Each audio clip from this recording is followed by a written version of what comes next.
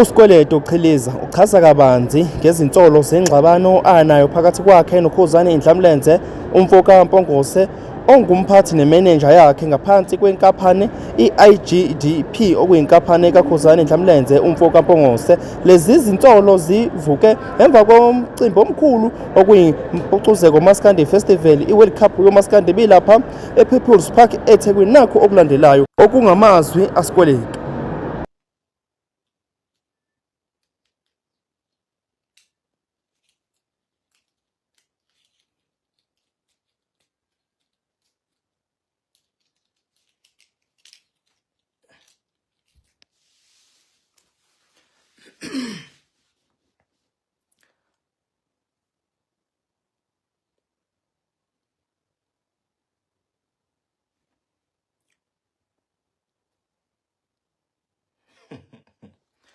Awu mafika izolo kuyaphila ka mfowethu.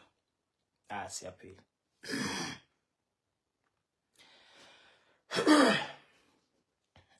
Bafowethu ngifuna nje ukwenza live omfishane maybe wa 5 minutes noma 3 minutes. Ngiyathemba futhi niyaphila, mina ngiyaphila namhlanje. Cha, konke kuhamba kahle ngomjojo. Ngi right.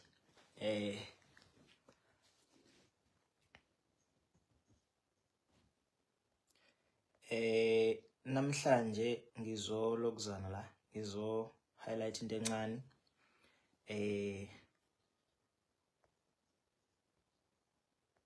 Sorry kancane kukhona engisadila nabo. Fresh. Izolo ngibe no live engibe nawo regarding to into eyenzeke izolo. Yenzeke ngale kwayizolo. Yenzeke ngale kwayizolo. So ngibe seke ngachaza ke ulive ngendlela engichaze ngakhona. Ukuthi ke into yami ebekade ngikhuluma ngayo igcine ihamba iyofinyelela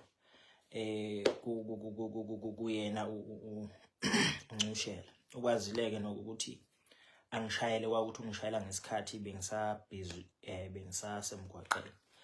Waphinde futhi washayela kobhuti abadala kwaseXoxa ke. La ngifisa ukuthi ngiyilungise khona ukuyilungisa kwami ke not ukuthi ngizoyikhuza noma ngizoyithini. Kunabantu lapha asebekhona la ku Facebook, especially laba aba run ama pages la amakhulu. Nama page la abasafisa ukuthi awakhule. Kunendawo la bekade ngikhuluma khona ngephathi kaKhuzani. I think abantu engikhulume ngabizolo uNcushela, uKhuzani, ubaba uNqoboka, bese kwaba namagama engiwacreateile ekusigidigidi noBhoshobhosho. So kwase ukuthi ke bathatha kakhulu iphathi lebekade ngikhuluma khona ngoKhuzani ngokwendlela yabo. So ngiyathola ukuthi isihambe kakhulu leyanto ngoba ngiyawathola futhi amanye ama message kwabanye abantu abaku TikTok, because uTikTok wami usahackiwe kwamanje. So bayangichazela ukuthi ayi kukhona isiphithiphithi ngathi sikhona regarding to ulive wami wayizolo. So ngifisa nje ukusho ukuthi bafowethu ningadidiseki. Whatever abakushoyo, lokho abakuthathayo abakukotayo okuncane okungaka, kufanele ukuthi uvakashele ulive wami, ngizosusa. Ngiya-understand ukuthi njengoba besemcimbini omkhulu ziningi izinto okufanele ngabe kuthiwa kukhulunywa ngazo ezitrendayo. Ezinye kufanele ukuthi azikhulunywe zibe zinhle, ezinye kufanele ukuthi aziphazamise izinto ezinhle ezenzekile emcimbini. So ngakho ke nikhululeke bafowethu. Othi yena uSikweletu befuna ukudlala ngegolden hour, nimnikeze leyo nhlonipho ukuthi akachaze lokho ayofika la athanda khona, as long as happy ngeopinion yakhe, because it's not a fact. Effect iku live wami nakimi. Othi uKhuzani wenze okuthize kuSikweletu, please allow him or her adile naloso simo as long kwi opinion kungasiyona effect. So ningaphikisani nabo futhi ningadidiseki. siyazi ukuthi bakhona abantu ngaso sonke isikhathi abahleze befisa ukuthi kube khona iziphithiphithi. Ngakho ke akho tension ekhona kukhuzani losikweletu futhi soze ibe khona. U-live fanele ukuthi ulalelisise kahle ukuthi ubukade uthini.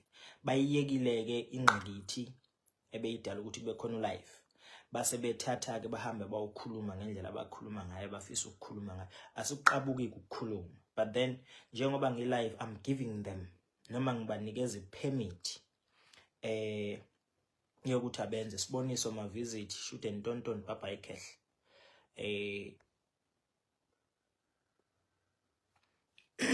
So ngiyabanikeza ke i-permit yokuthi abascrolle noma bakhathela uma video bawasebenzise. Ngiyabona nje lapha yana sekunama video sewu-half nako YouTube kuthiwa usikweletu uthi this and then bese bafakele part ebeyikhuluma ngokhuzani as if kukhona mhlasimpe abafisa uku-achieve ngalokho noma bazama ukuruna igama lomunye umuntu noma ibrand yomuntu. Ngakho ke as ngikhona manje ngicela ukubanikeza i-permit yokuthi abakwenze lokho as much as be happy bona ngakho, but baze bakwazi ukuthi it's not an opinion, it's not an effect, it's an opinion.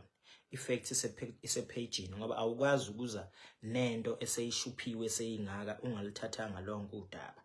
Kodwa ke ngithi nje ngiyabanikeza igunya abaqhubeke nje kanjalo bafowethu, akunankinga into esijwayele lezo. Lokhu mhlasimpe enhlose noma enifisa ukuthi kwenzeke mhlasimpe niyitshena ukuthi kungakhona i-tension. Cha bafana bakithi cha si happy so udaba lwayizolo ligcine lilungisekile noma ke thina singakakhulumi noNcushela.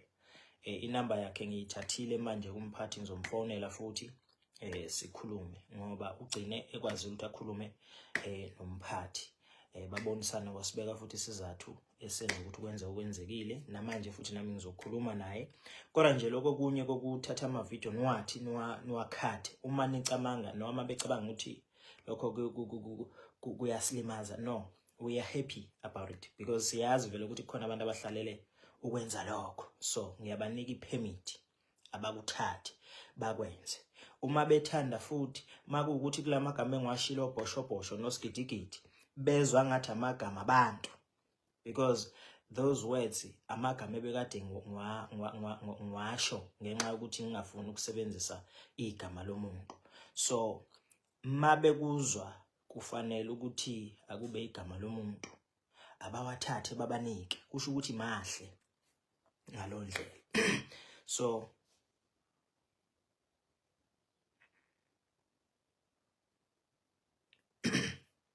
So ningayikhathazi. Ngiphinde futhi ngize kukhona abanye bebekhomenta kulozo iphithiphithi abebethi samtshela sathi akangangeni phasi kwecompany njanja. Cha bafethu ningayixaki. Ningayixaki ngalokho.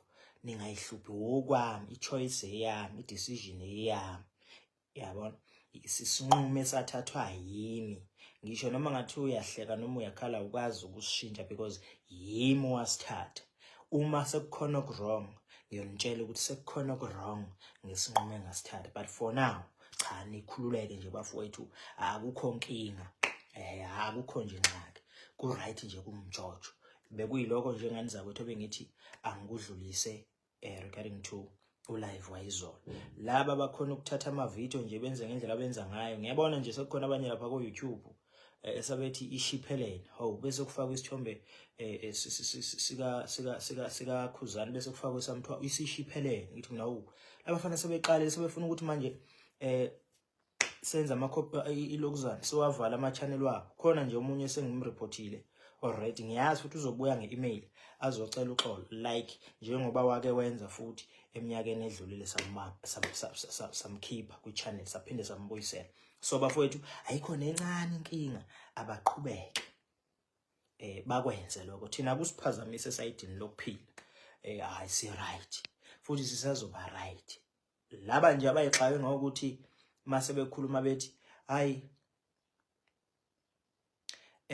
naku manje usakukhuza sathi musungena ekhampanini kanjani usuphuphile noma usunjani okwami, choice yami, decision yami, mina wathatha leso sinqumo. If you feel like ngiphuphile, it's fine, akunankinga nakancane lokho, akungakukhathazi. Akufanele ukuthi uyikhathaze ngey'nqumo zomunye umuntu. Uma ngiphuza utshwala noma ngibhema noma ngingalali ekhaya noma ngihlala entabeni noma ngiyasonta noma ngisondi, isinqumo sami leso, yabo. So qhubekani-ke niwenza amavidiyo la wenu nithi kwaze kwenzeka ukuthi usikweletu utheke ukhuzani njani, asinankinga nako. Effect iku-life, lokho kuyi-opinion futhi engeke ize i-distracte lutho entweni esinayo thina nokhuzani. So ngenzela ukuthi-ke ningadideki-ke nigcine soniyothi hayi usikweletu uthe kukhuzani. Cha, landela ulive uzowuthola lokukhulunywa ngawo. Then okunye-ke kokuthi ngaze ngaphupha ikhampani njani, isinqumo sikasikweletu leso. You like it or not, ngeke usishintshe. Lokho-ke njengaleza kwethu bengithi angikuveze ngikucacise, isayodla-ke lento manje isawushaya i-breakfast. Bye bye.